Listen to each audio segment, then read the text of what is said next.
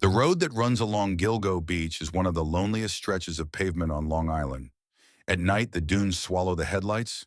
The wind off the Atlantic erases footprints before sunrise.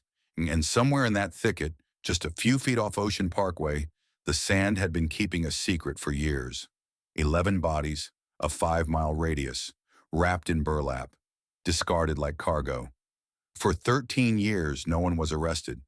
For 13 years, a man drove home to a quiet street in Massapequa Park, ate pizza on the run, took selfies, and disappeared into the ordinary rhythm of a Long Island life. For 13 years, the families of the dead waited for a phone call that never came. And the most disturbing part of this story isn't who he is. It's how long he was allowed to be. It begins before sunrise on May 1st, 2010. A 911 dispatcher in upstate New York picks up a call from a 23-year-old woman named Shannon Gilbert. What's your name? Shannon Gilbert. Where are you? I'm in Long Island. And what's wrong? Huh? What happened? These people are plotting to kill me. Stop it, please, please stop it. Please stop it, no, please stop it. You were right. Don't keep yourself hurt. Where are you going? She's an escort. She's inside a stranger's house in a gated community near Gilgo Beach, and she's whispering, "There's somebody after me." The call lasts 22 minutes. You can hear her breathing. You can hear doors. You can hear her trying to make herself smaller inside someone else's home. And then, near the end, she runs. She bursts out of the house. She bangs on doors. She screams a name no one answers to. And then the line goes dead. Shannon Gilbert vanishes into the marsh grass.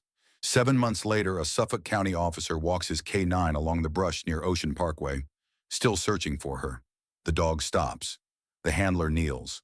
What he finds is not Shannon. It's a young woman wrapped in burlap.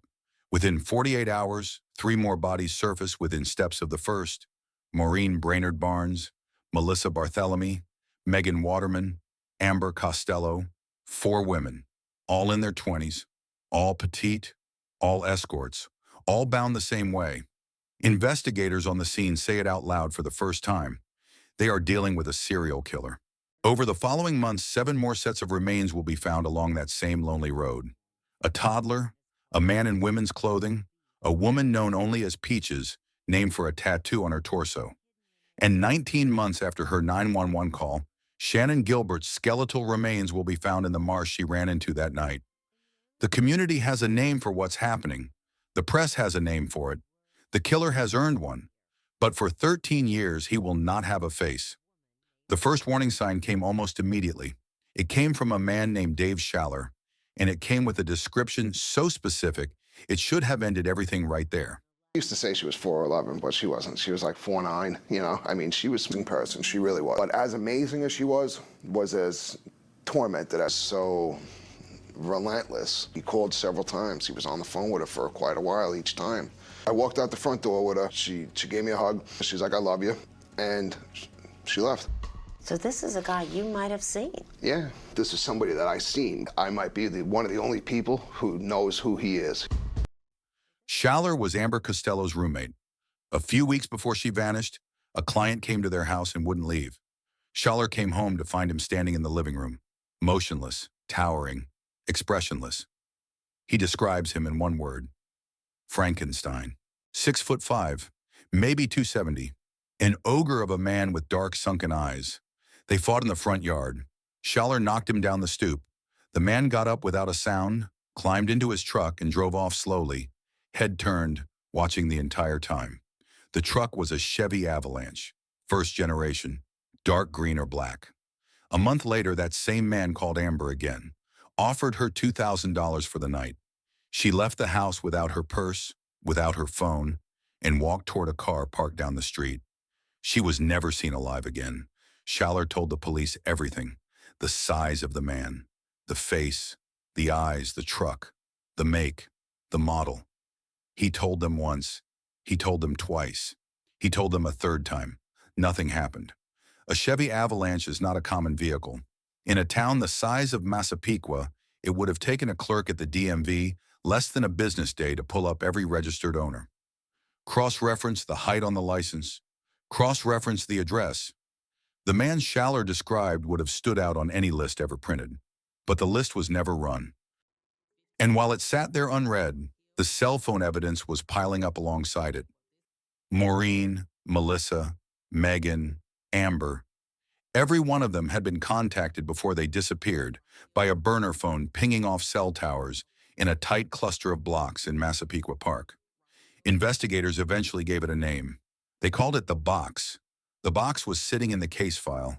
The avalanche was sitting in the case file. The description was sitting in the case file. For more than a decade, no one connected the three. To understand how that happens, you have to understand who was running the show. His name was James Burke. In 2012, he was appointed chief of the Suffolk County Police Department. He was a man with a reputation, and the reputation did not involve restraint. He patronized sex workers. He brought them, plural, to police functions. This was the man overseeing the hunt for a killer whose victims were sex workers. He kicked the FBI off the case. He shut down the search in January of 2011, citing the absurd claim that cadaver dogs don't work well in winter. He kept the investigation closed for 3 months. He kept outside agencies away from his department. And the people who knew him best believe he had a reason. He didn't want federal agents asking his officers about his personal life. He, however, ended up going to federal prison for beating a man who had stolen pornography and sex toys from his SUV. The Suffolk County District Attorney at the time would go to prison too, for helping cover it up. The people who knew the victims had a different theory, and it was simpler. The police didn't care. The Suffolk County Police Commissioner went on camera in 2011 and told the public not to worry. The killer, he said, was only targeting people in a certain business. The county was safe, very safe. If you were the killer, watching that press conference, you would have understood the message exactly. Keep choosing the same kind of victim, and the search will never reach you. And so the years passed. The case files yellowed. The families waited. And somewhere in Massapequa Park, in a rundown house on a quiet street, a man kept living his life. His name was Rex Heuermann. He was an architect.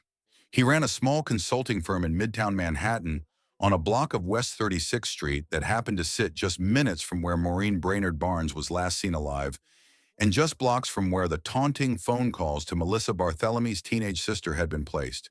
He was 6'4". He drove a first-generation Chevy Avalanche. He lived inside the box. To his colleagues, he was a slightly pompous, slightly nerdy man who ate pizza on the run and liked to be the smartest person in the room. To his neighbors, he was a strange giant from down the block. To his classmates growing up, he had been the boy who never fit, bullied for his size, rejected by the girls, retreating into himself. To his wife of 27 years, an Icelandic woman named Asa Ellerup, he was something else entirely. He was her hero. Every summer, Asa would take their 2 children to Iceland to visit her family. Heuermann would stay behind.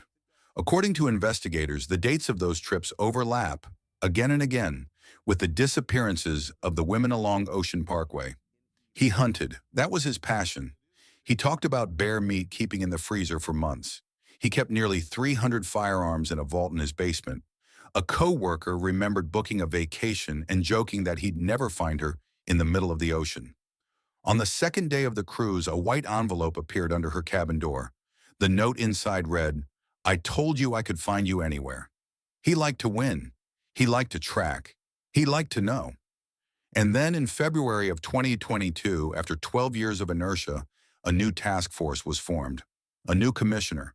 A new district attorney. They pulled the old case files off the shelf and started reading.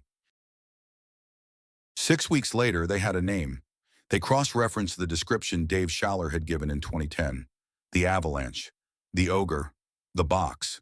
They ran the registrations the original detectives had never run, and one name rose to the top. Rex Heuermann. They began watching him, and what they saw was a man who could not stop looking back at them. He searched the Gilgo investigation online more than 200 times. He searched the names of the victims. He searched the names of their family members. He searched the children of the dead. On burner accounts under names like Hunter 1903 and Thomas Hawk, he ran thousands of searches for sex workers, for sadistic pornography, for material that should not be searched at all. And while the task force watched him search, he was still soliciting. Then came the pizza. On a winter day in Midtown, investigators tailed Heuermann to a sidewalk trash can. He dropped a pizza box into it and kept walking. They pulled it out.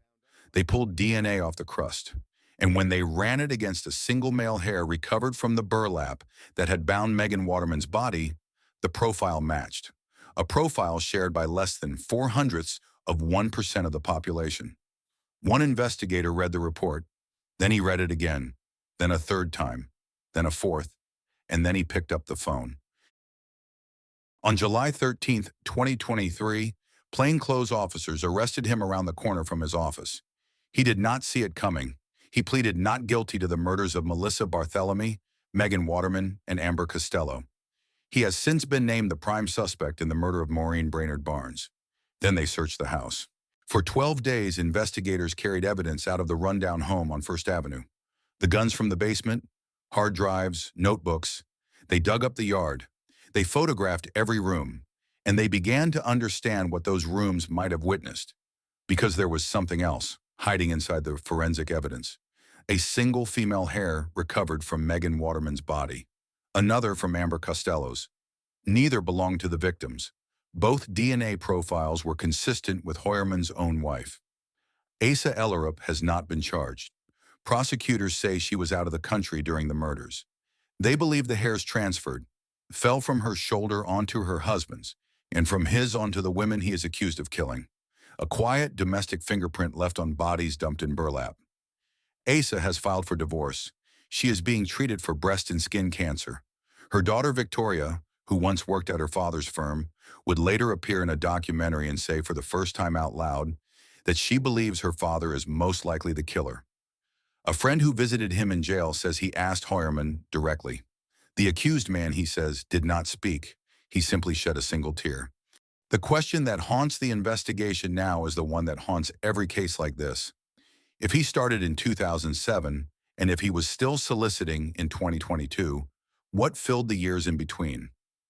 A hairdresser named Nikki Brass remembers a dinner in 2015. A massive man at a restaurant 45 miles from Gilgo Beach. He brought up the killings himself. He wanted to talk about how a body could be disposed of in that area without being caught. He told her how dark it was out there, how desolate. When she said she needed to leave, that a friend was waiting in the parking lot, he stood over her, visibly angry that she would not come with him. She walked to her friend's car and didn't look back. She told her friends for years afterward, "I had dinner with the Gilgo Beach killer. She did not call the police. She was on probation. She knew what they thought of women like her." Heuermann owns property in Las Vegas. He owns property in Chester, South Carolina, where his Chevy Avalanche was eventually recovered, sitting on his land. In Rock Hill, 15 minutes from that property, an 18-year-old girl named Aaliyah Bell Hall walked out of her uncle's house in 2014 and was never seen again. Her aunt heard Heuermann's name on the news and froze. Investigators in 2 states are now combing through their cold cases. A profiler put it plainly. "There is an excellent chance," he said, "that there are more victims. There may well be a burial ground that has not yet been found." And so the road along Gilgo Beach remains what it has always been, a thin strip of sand between an ocean and a thicket. A place where for years women were laid down like discarded packages and left for the wind to forget. Where a fisherman named Gil is said to have once kept his silver-gray waters as a private hunting ground. The hunting ground had a new keeper for a very long time, and the only reason anyone knows his name is because Shannon Gilbert ran out of a house one night in May, screaming into a phone, refusing to disappear quietly. She was not one of the 4. She was not officially counted among his victims. Police still say she drowned in the marsh. Her family does not believe them, but it was her voice on that 911 tape that sent a K9 into the brush along Ocean Parkway 7 months later. It was her disappearance that uncovered the first body. It was her running, her screaming, her refusing to be erased that finally pulled the others out of the sand. Rex Heuermann sits in a 60-square-foot cell in Riverhead, awaiting trial. His attorney insists the case is circumstantial. His client maintains his innocence. A jury will eventually decide. But on the dunes at Gilgo, something has shifted. The wind still moves through the brush. The water still folds onto the sand. And for the first time in 13 years, when the families of the dead stand at the edge of that road, they are no longer staring into the silence alone. They are staring at a name.